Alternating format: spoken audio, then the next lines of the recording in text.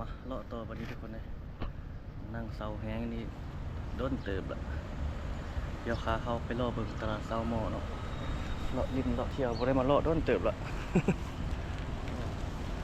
พอแล้วคันห่มมายานอนมันสีฟ้าแดดจับอยู่อันนี้ด้านข้างของตลาดเสาหม้อเดี๋ยวเข้าไปเลาะกันเลยเบื้องนี้จะเป็นถนนลานสร้าง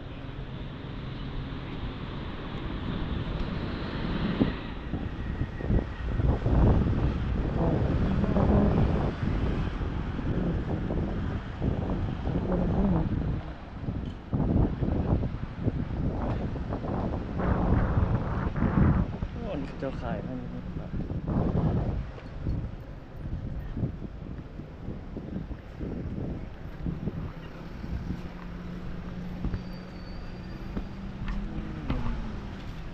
ต้นขนมเนี่ยมากไม่นี่ขนม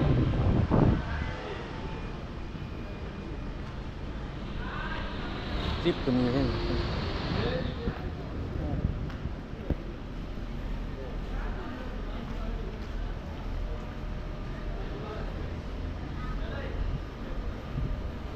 ิซันลุ่มก็มีทั้งสองชั้นเข้าไปชั้นนี้เลยเนาะเสื้อผ้าลุ่มก็มีคือกันขายเครื่องคือกันชั้นลุ่มตลาดเสาหม้อเสื้อผ้าอันนี้สบาย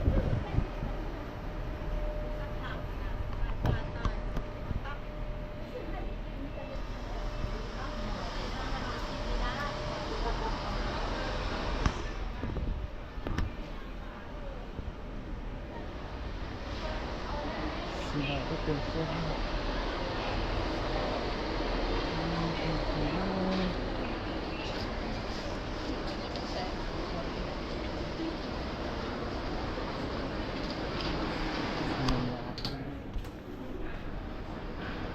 เข้าไปเจอกันจะขึ้นไปทีละช็อปทีละช็อป让咱就坐在这边就行，那凳子坐。จะได้เกิดแบบเด็กมันจะต้องจะรู้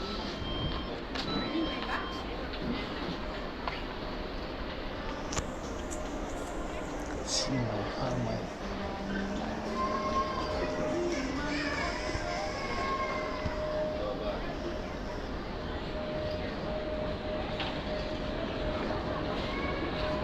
หลบไปชั้นหนึ่งเลย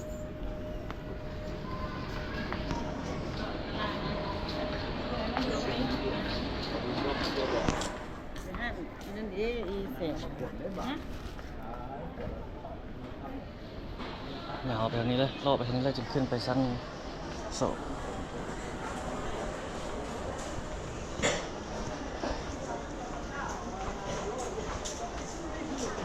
คนกันเอง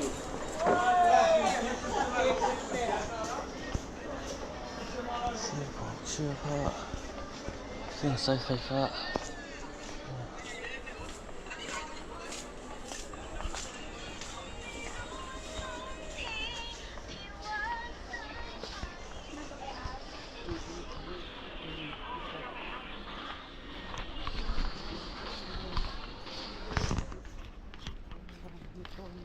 อันนี้ออกมานี่ไปซอดใส่ทางเบื้องเมื่อกี้หางย่างมาเกี่ยวกับนี้ต่อสิ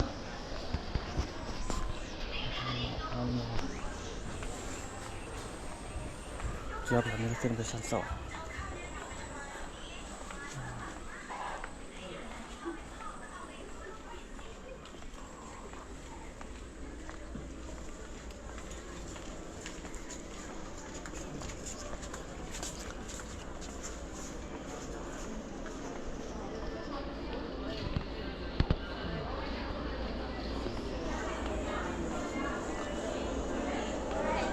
เครื่องสำอางเขาจะ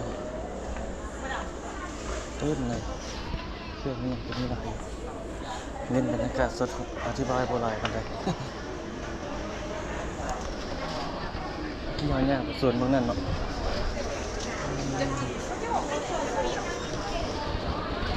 เ ฟรีขึ้นไปทางเทิงครับ1 2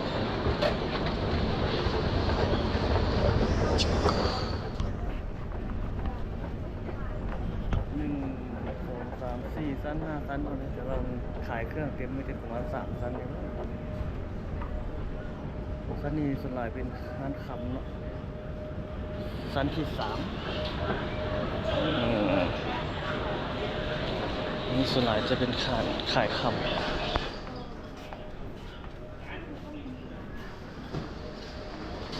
เนี่ยผัดขายคำขายวัตถุมีค่า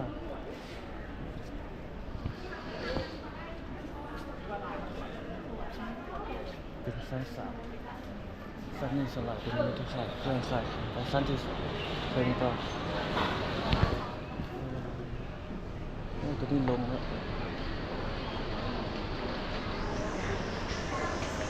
โอ้นี่นะครับ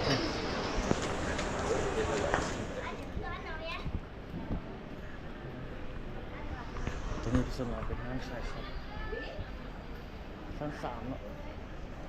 ชั้น1ขายเสื้อผ้าหลาย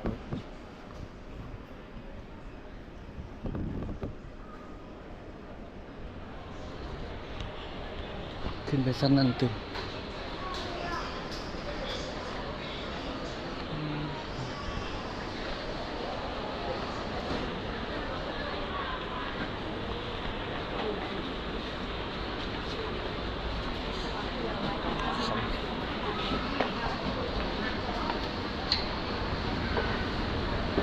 โอ้อันนี้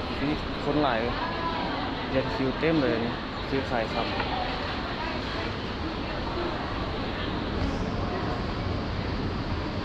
ชื่อสุดอยู่ชั้นนี้แล้วทุกคนตอนนี้เดี๋ยวขึ้นไปอีกนะคนยังบ่เปิดยังอีกชั้นนึงมีโซนเสื้อผ้านี่เราขึ้นมาสุดชั้นที่3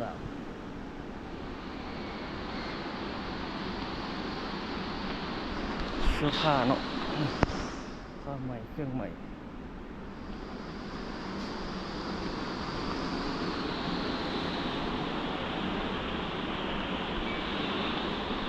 เครื่องของเราเลย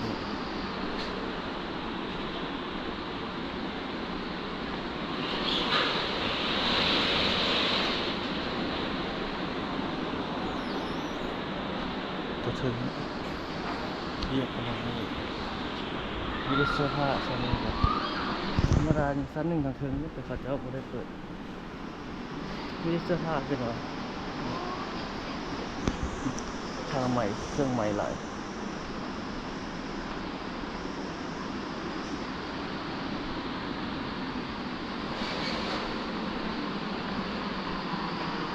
ชิ้นใหม่ผ้าใหม่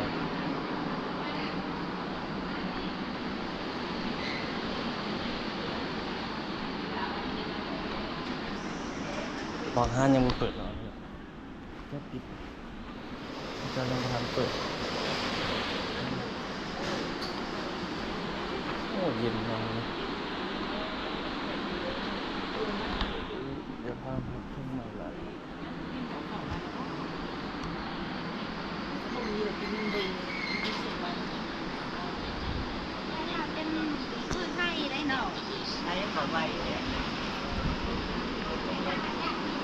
ไปหาสุดมีบันไดลงให้ลิฟต์มีไซด์ได้บ่ลงจะขอบนะไปแจ้งการหัวไซด์ได้บ่ลงดิไซด์ได้5 นาทีลงไปชั้น1เลยนะ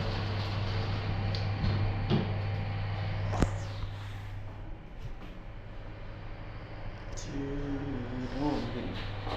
กูเห็นแล้วอย่างนี้มืดเลยได้เห็นเนาะ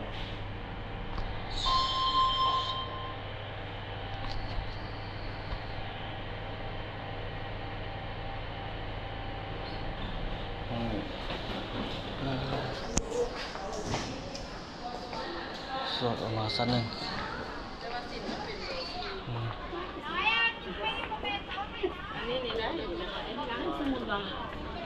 ข้าวใหม่เครื่องใหม่เครื่องนวด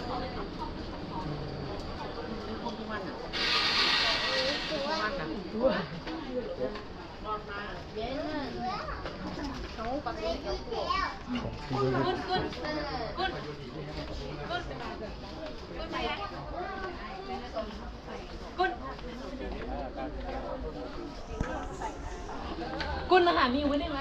อาหารมีอยู่ได้ไหม Cái này lấy cái ở con này gì vậy?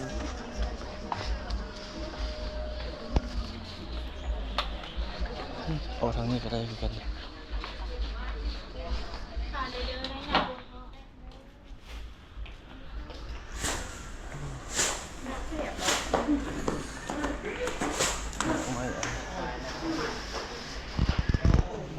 Cái cho khai theo cái lọc cái nào này.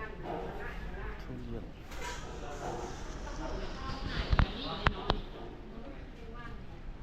Khải lại này đi tạm này xem mình làm cái gì cà phê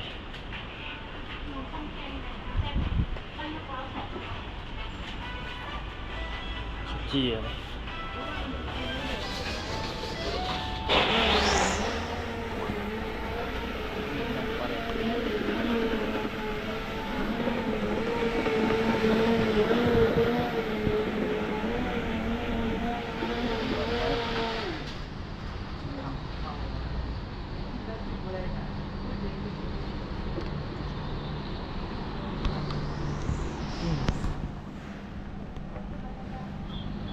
เลาะย่างเลาะไปทางนั้นย่างเลาะไปทางประตูไซต์ต่อบัดนี้ โอ้เด็ดอันนี้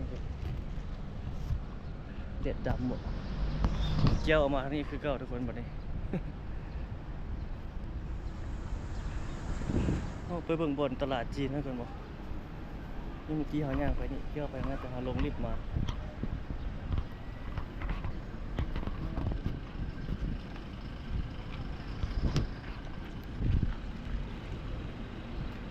ไปเบิ่งบนตลาดจีนตลาดแสงสว่างตลาดมิตรภาพลาวจีนเขาจะเปิดใหม่ตอนแรกจึงเปิดตอนนั้นตอนเช้านี่ตอนสวยนี่บ่เปิดเจ้าขายแต่กลางคืนเดี๋ยวย่างไปเบิ่งแล้วเขาได้มาเลยตอนสวยเป็นจังไดเมื่อคืนเป็นจังไดนะให้ทุกคนได้เบิ่งได้เข้ามาต้นได้เขาพักเวียกกันได้ตอนสวย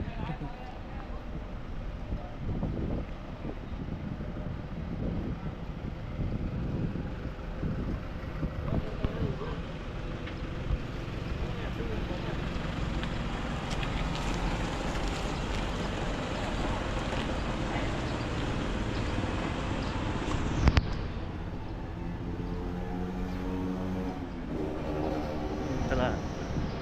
เสียสว่างส่วนรวมอาหารมิตรภาพลาวจีนนี่ก็จะเปิดตอนแรก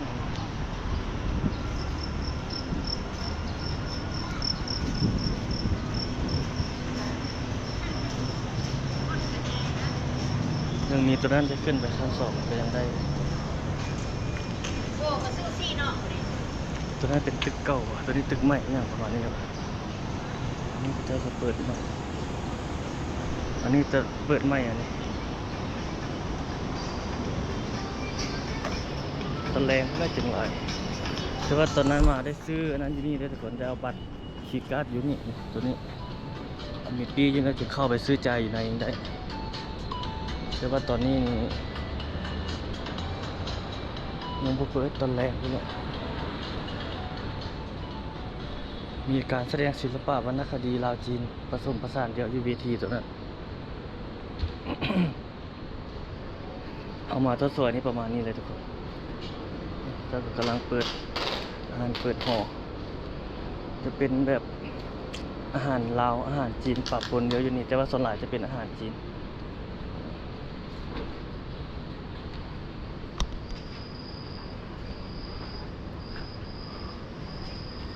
น่าจะมีเวทีอยู่นี่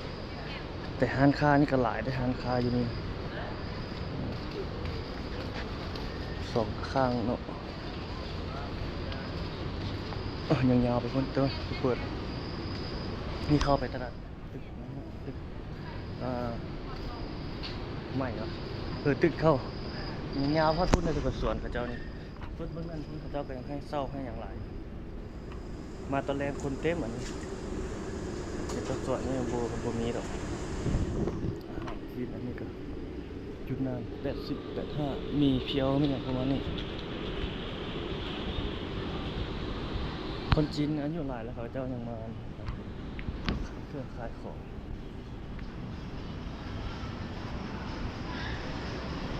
ไม่มีข้าวปุ้นอาหารตามสั่งข้าวปุ้นข้าวเปียกฝืนจะมีเอาขึ้นไปทางนี้ต่อถึงนั้นรถเกียวขึ้นไปจอดอยู่เทิง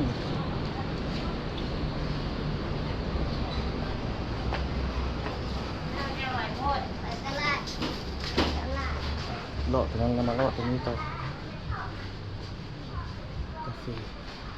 สำเร็จรูปเป็นส่งเขาเจ้าขายทางนี้สอดใส่เส้นทางใหญ่เพื่อนโอ้อันนี้ติดซื้อใส่เยอะเงินเนาะนี่ออกมาสอดใส่ทางไว้นี่แล้วเลาะไปทางนี้ซะ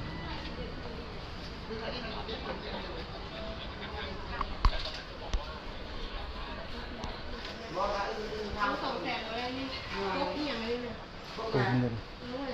อันนี้นะลงเงิน80,500,000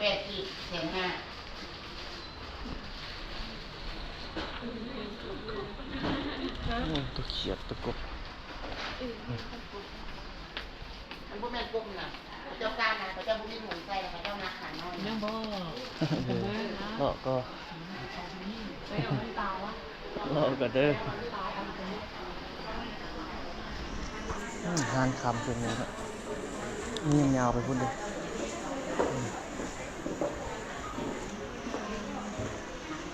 โอ้สามีขายมีขายเนื้อขายซ้ำนี่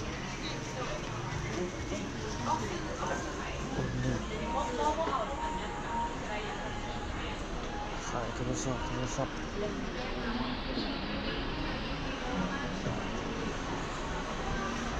เบอร์นี้ซอสใส่ที่มันใส่ทางแล้ว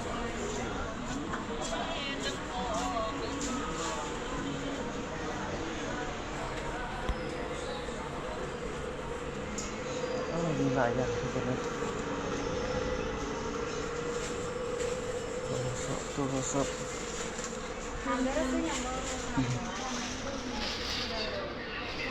โอ้นี่ยังยาวไปสุดพ้นเกี่ยวกับแล้วการเป็นจีนเป็นลาวเป็นเนาะเป็นเดียวเป็นตอกเป็นตาเลิกแล้วเล่นแล้วยังมองเบิ่งหน้าบ่ เดี๋ยวก่อนเด้อมีหลายเนาะเป็นตอกเป็นตาโอ้หลายกระเป๋าให้คนลาวให้คนจีนเป็นเดียวขึ้นไปเทิงขึ้นต่อเนาะ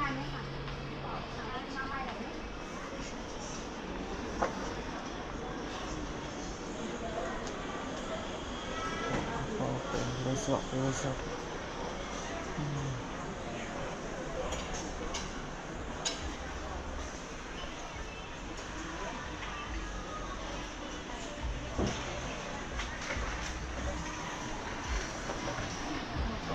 ขึ้นไปชั้น2โอ้นี่เพิ่นบ่ได้เปิดไฟรอทางตึกไม่ตึกเก้าตัวนี้เป็นห้างขายค้ำสัน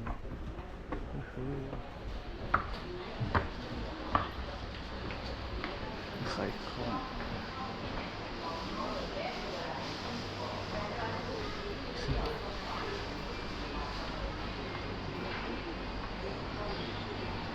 2ห้างขายของเลี้ยงไปทางขึ้นไปชั้นต่อไปนี่เอาชั้น3มันบ่ได้เปิด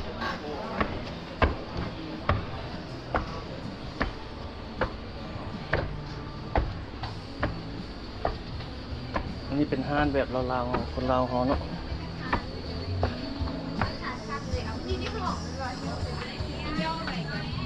เสื้อผ้าอันนี้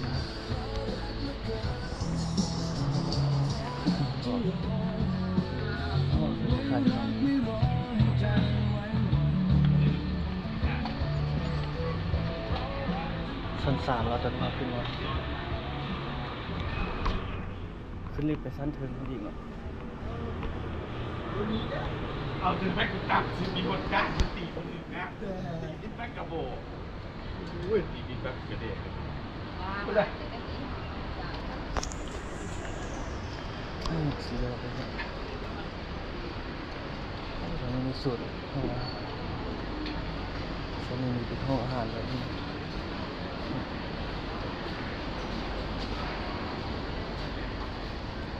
มีสูตรโอ้ตอนนี้มีห้องอาหารเนาะโอ้เข้าไปกินได้นี่ซื้อสินค้าแล้วเข้าไปเลือกซื้ออย่างมีได้เลยเครื่องนี่ก็มี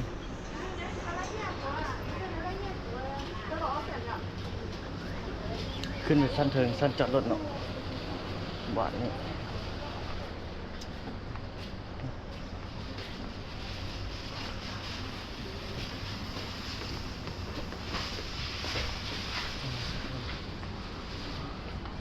ขึ้นไปสั้นเทิง Going up.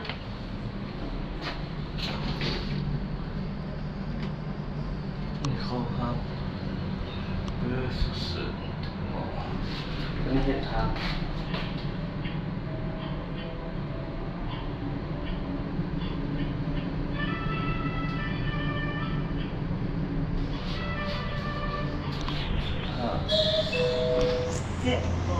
ตัวนี้เป็นสั้นจอดรถสั้นดาดฟ้า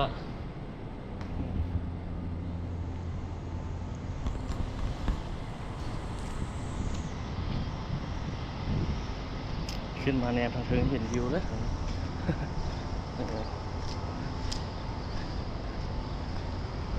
รถขึ้นมานี่มาจอดอยู่เทิงพี่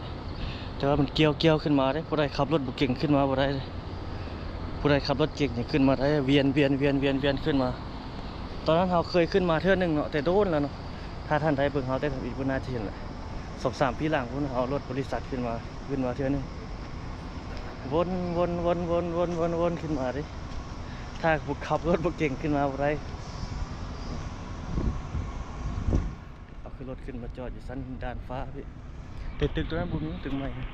โอ้นี่ก็ยังมีสั้นว่างหลายเนาะแต่ว่ายังไม่ได้เต็มเลยยังเป็นสั้นว่างนี่สิมาเบิ่งทางนี้ไปเลยขึ้นมาแล้วก็ให้ทุกคนเห็นได้ชมกันเนาะคลิปต่อไปนี่มันลอกเขตประตูไซขึ้นประตูไซทุกคนคลิปต่อไปวันนี้นี่ได้2-3 คลิปพอแหละคลิปใดก็คลิปยาวๆเลย ขึ้นมาต้นๆยังพักเลยเวียพังงานก็ได้ตัวจริงมาขึ้นมานี่เห็นเท่านี้เห็นถนนอันนั้นเลยถนนอันน่ะท่าเรือนี่เป็นแบบนี้เลยเดี๋ยวเขาจะเอาโทรศัพท์ถ่ายนี่ตึกอาคารหลายอยู่นี่กำลังสร้างขึ้นมาใหม่กันหลายเขตตลาดโคดินอันนี้ทุกคนเลยมีถนนคูเวียงไปทางนี้วัดศรีเมืองทางนี้ออกทั้งโมมโหสดตึกตัวนี้ดูด้วยตัวนี้เดือดจัดนี่ขึ้นมาถึงแล้ววันนี้เขาเอานี่ถ่ายโทรศัพท์ถ่ายเห็นรถเห็นรางเนาะเวียงจันทร์2026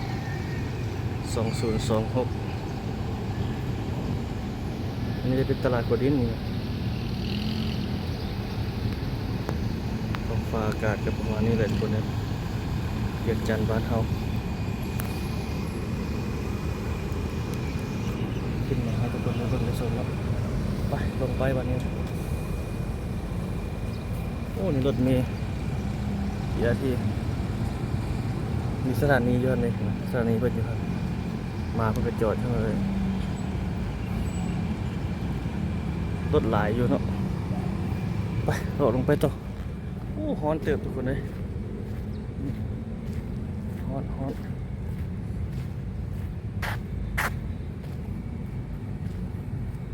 ไปเบิ่งเพิ่นนี่เห็นตลาดกลางคืนเลยที่เพิ่นนี่ตลาดอันนั้นมีสภาพลาวจีนเท่านั้นบนว่างตัวนี้นี่ทางรูปนี้เขาเจ้าขายอันนั้นบนตลาดลาวจีนฮะเป็นแบบนี้ทางรูปนี้ต้นแรงมาไฟหุ่งกินเทื่อนเขาจะใต้ไฟ พุ่งจะเทื่อนเลยไปลงไปแล้วไปลงรีบพุ่งคือเก่าแล้วขึ้นมาจอดรถอย่าเถิงที่เก่งได้ถึงขึ้นมาได้เดี๋ยวถ้าขับรถเก่งขึ้นมาบ่ได้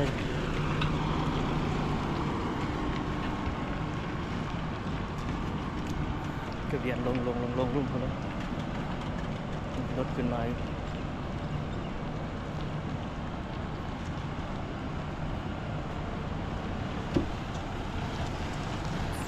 ไปเอาเลาะลงไปแล้วกันรถ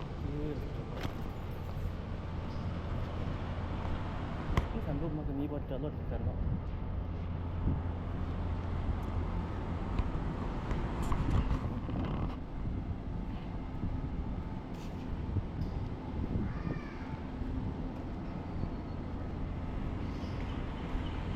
ไปลงไปชั้นหนึ่งเลยเป็นนี่คำเตือนทางลูกค้าที่มาจอดใช้บริการ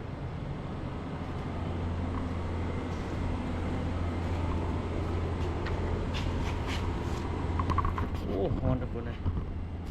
ฮอนสุดกวนไปประตูไซต์ต่อวันนี้ทุกคนคลิปนี้ประมาณนี้ซะเนาะทุกคนเนาะเดี๋ยวเราลงไปร่วมแล้วก็สิไปถ่ายเขตประตูอันนั้นคุณโตเลยเขตตลาดเช้าด้วย